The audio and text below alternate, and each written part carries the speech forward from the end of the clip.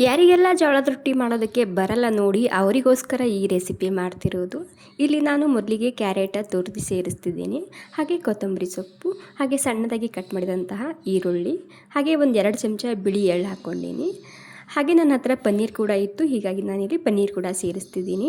ತುಂಬ ಹೆಲ್ದಿ ಆಗಿರುತ್ತೆ, ಇಲ್ಲಾಂದರೆ ಸ್ಕಿಪ್ ಕೂಡ ಮಾಡ್ಬೋದು. ನಿಮಗೆ ಯಾವುದಾದ್ರೂ ಸೊಪ್ಪು ಇಷ್ಟ ಇದ್ದರೆ ಅದು ಕೂಡ ಆ್ಯಡ್ ಮಾಡ್ಕೋಬೋದು. ಇವಾಗ ಇದ್ರ ಜೊತೆಗೆ ಹಸಿಮೆಣಸಿನ್ಕಾಯಿ, ರುಚಿಗೆ ಬೇಕಾದಷ್ಟು ಉಪ್ಪು, ಒಂದು ಸ್ವಲ್ಪ ಅರಿಶಿನ ಸೇರಿಸ್ತಿದ್ದೀನಿ. ಹಾಗೆ ಖಾರಕ್ಕೆ ನೋಡ್ಕೊಂಡು ಇಲ್ಲಿ ಖಾರದ ಪುಡಿನ ಸೇರಿಸ್ತಿದ್ದೀನಿ. ನಾನಿಲ್ಲಿ ಒಂದು ಸ್ವಲ್ಪ ಮೆಣಸಿನ್ಕಾಯಿ ಕೂಡ ಹಾಕಿದ್ದೆ ಅಲ್ವಾ, ಅದಕ್ಕೆ ನೋಡ್ಕೊಂಡು ಹಾಕೋಬೇಕು. ಹಾಗೆ ಧನಿಯಾ ಪುಡಿ, ಒಂದು ಸ್ವಲ್ಪ ಜೀರಿಗೆ ಹಾಕ್ಕೊಂಡಿನಿ. ಇವಾಗ ಎಲ್ಲ ತರಕಾರಿ ಸೇರಿಸಿ ಒಂದು ಸಲ ಈ ರೀತಿ ಮಿಕ್ಸ್ ಮಾಡ್ಕೊಂಡು ತೊಗೋಬೇಕು. ಜೋಳದ ರೊಟ್ಟಿ ಬಡ್ದು ಮಾಡೋಕ್ಕೆ ಬರಲ್ಲ ಅನ್ನೋರು ಸಿಂಪಲಾಗಿ ಈ ರೀತಿ ಜೋಳದ ಮಸಾಲ ರೊಟ್ಟಿನ ಮಾಡಿ ನೋಡಿ.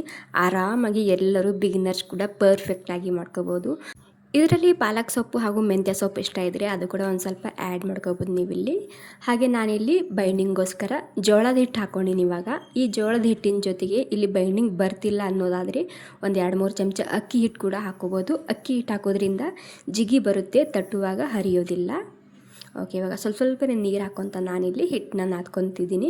ನೀವು ಬಿಗಿನರ್ಸ್ ಆಗಿದ್ದರೆ ಮಾತ್ರ ಇಲ್ಲಿ ಒಂದು ಸ್ವಲ್ಪ ಅಕ್ಕಿ ಹಿಟ್ಟನ್ನ ಆ್ಯಡ್ ಮಾಡ್ಕೋಬೋದು.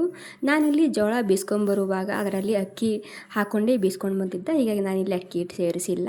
ಇವಾಗ ನೋಡಿ, ನಾರ್ಮಲಾಗಿ ರೊಟ್ಟಿಗೆ ಯಾವ ರೀತಿ ಹಿಟ್ಟು ನಾದ್ಕೊತೀವಲ್ಲ ಅದಕ್ಕಿಂತ ಒಂದು ಸ್ವಲ್ಪ ಸಾಫ್ಟಾಗಿ ಹಿಟ್ಟನ್ನ ನಾದ್ಕೊಂಡಿನಿ. ಇವಾಗ ಏನಿಲ್ಲ, ಇಲ್ಲಿ ಬಟರ್ ಪೇಪರ್ ತೊಗೊಂಡಿದ್ದೀನಿ. ಕಾಟನ್ ಬಟ್ಟೆ ಇದ್ದರೆ ಕಾಟನ್ ಬಟ್ಟೆ ಮೇಲೆ ಕೂಡ ಮಾಡ್ಕೋಬೋದು, ಅಥವಾ ಬಾಳೆ ಎಲೆ ಇದ್ದರೆ ಅದ್ರ ಮೇಲೆ ಕೂಡ ನೀವು ಈ ರೀತಿ ಕೈಲಿಂದ ಆರಾಮಾಗಿ ತಟ್ಕೋಬೋದು. ಮತ್ತು ನಿಮಗೆ ಎಷ್ಟು ತೆಳ್ಳಗೆ ಬೇಕು ಅಷ್ಟು ತೆಳ್ಳಗೆ ನೀವು ಇದನ್ನು ತಟ್ಕೋಬೋದು. ಈ ರೀತಿ ಬಟರ್ ಪೇಪರ್ ಇಲ್ಲ ಅಂದರೆ ನೀವೇನು ಮಾಡಿ, ಕಾಟನ್ ಬಟ್ಟೆನ ನೀರಿನಲ್ಲಿ ತೆಗೆಸ್ಕೊಂಡು ಮಾಡ್ಕೋಬೋದು. ಅದರಲ್ಲಿ ಕೂಡ ಪರ್ಫೆಕ್ಟಾಗಿ ಈಸಿಯಾಗಿ ಈ ರೀತಿ ಕೈಲಿಂದ ತಟ್ಟೋದಕ್ಕೆ ಬರುತ್ತೆ. ನಾದುವಾಗ ಜಾಸ್ತಿ ಸಾಫ್ಟಾಗಿ ನಾದ್ಕೋಬಾರ್ದು, ಸ್ವಲ್ಪ ಗಟ್ಟಿಯಾಗೇ ಇರಬೇಕು. ಓಕೆ, ಇಲ್ಲಿ ಹಂಚು ಕೂಡ ಬಿಸಿಯಾಗಿದೆ. ಇವಾಗ ಹಂಚಿಗೆ ಮೊದಲಿಗೆ ನಾನಿಲ್ಲಿ ಒಂದು ಸ್ವಲ್ಪ ಎಣ್ಣೆನ ಹಚ್ಚಿದ್ದೀನಿ. ಈ ಹಂಚಿನ ಲಿಂಕ್ ಬೇಕು ಅಂದರೆ ಲಿಂಕ್ ಅಂತ ಕಮೆಂಟ್ ಮಾಡಿ. ತುಂಬ ಸರಿಯಾಗಿದೆ. ನಾನು ಒಂದು 2-3 ವರ್ಷದಿಂದ ಈ ಒಂದೇ ಹಂಚು ಯೂಸ್ ಮಾಡ್ತಿದ್ದೀನಿ. ಪರೋಟ, ರೋಟಿ, ಚಪಾತಿ, ಹೀಗೆ ಎಲ್ಲ ರೀತಿ ಎಲ್ಲನೂ ಮಾಡ್ಕೊಬೋದು ಇದ್ರ ಮೇಲೆ.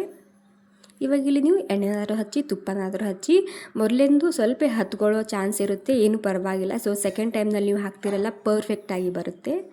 ನೋಡಿ ಎಷ್ಟು ಸರಿಯಾಗಿ ಬಂದಿದೆ ಅಲ್ವಾ.